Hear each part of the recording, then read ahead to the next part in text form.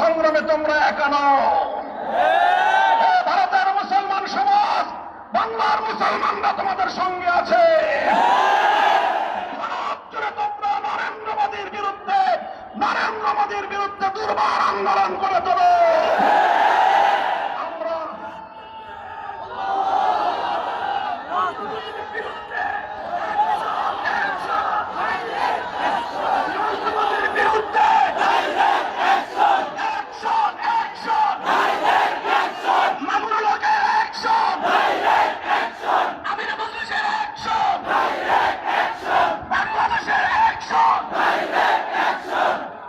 আমি বলতে চাই, ভারতের মুসলমানরা যে কোনো কর্মসূচি ঘোষণা করবে, বাংলাদেশের মুসলমানরা তাদের পাশে থাকবে ইনশাআল্লাহ।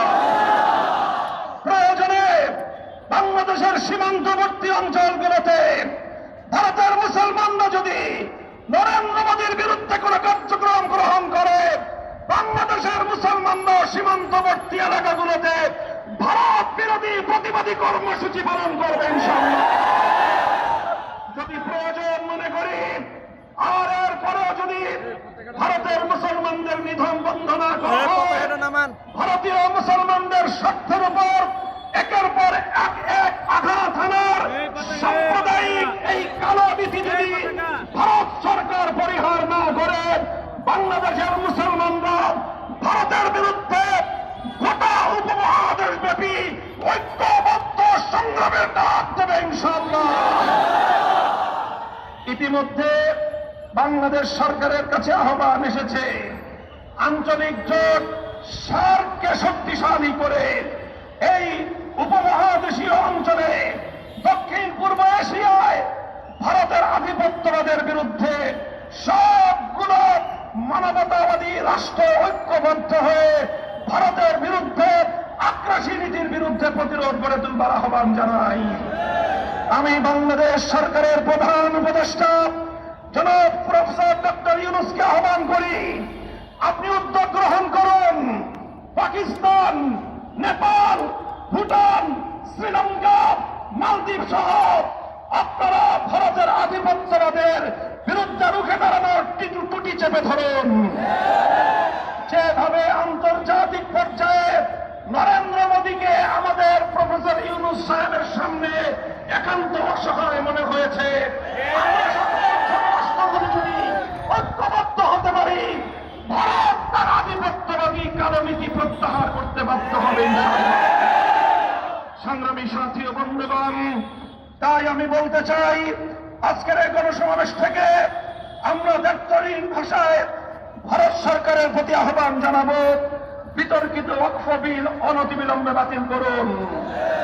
যদি সেটা না করে, বাংলাদেশ সরকারকে বলবো, ভারতের বিরুদ্ধে কূটনৈতিক, অর্থনৈতিক সব ধরনের পদক্ষেপ গ্রহণ করার জন্য আপনারা প্রস্তুতি গ্রহণ করুন।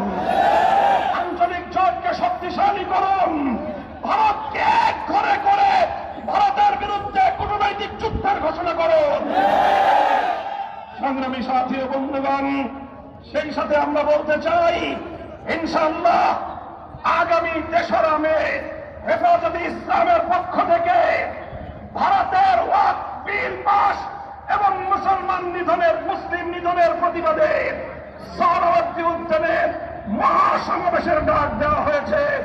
বাংলাদেশ খেলাফত মজলিস, হেফাজতে ইসলাম বাংলাদেশের সেই মহাসমাবেশের সাথে সম্পূর্ণ একাত্মতা পোষণ করে মহাসমাবেশ বাস্তবায়ন করার জন্য নেতা কর্মীদেরকে রাজপথে নেমে আসার উদাত্ত আহ্বান জানাচ্ছে।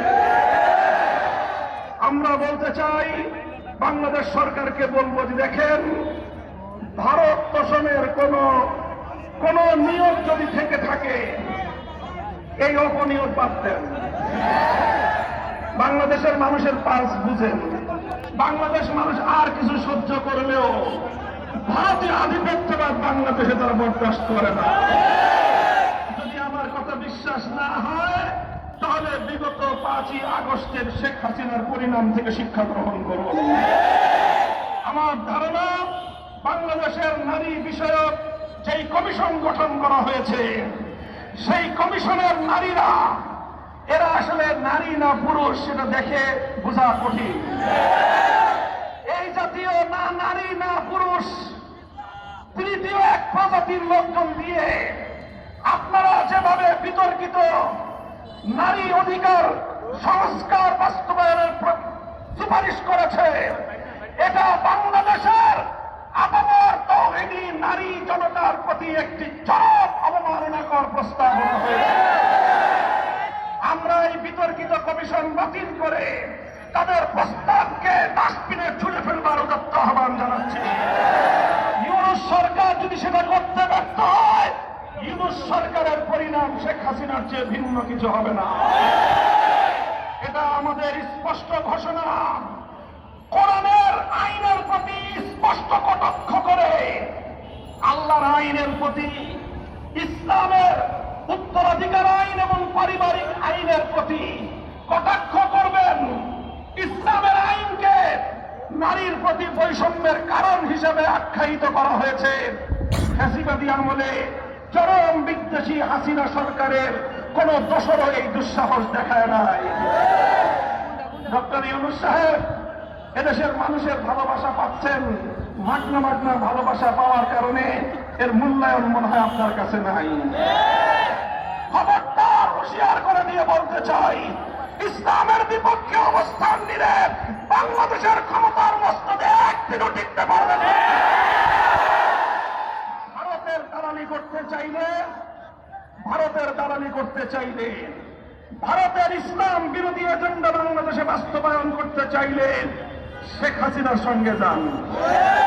বাংলাদেশের রাজনৈতিক দলগুলো, বাংলাদেশের কোনো মানুষ সেটা বরদাস্ত করবে না। কাজেই সর্বশেষ আমি আজকের এই গণমিছিলে অংশগ্রহণ করে ভারতের মুসলমানদের প্রতি সংহতি প্রকাশ, ভারতের মুসলিম নিধনের বিরুদ্ধে বিশ্ব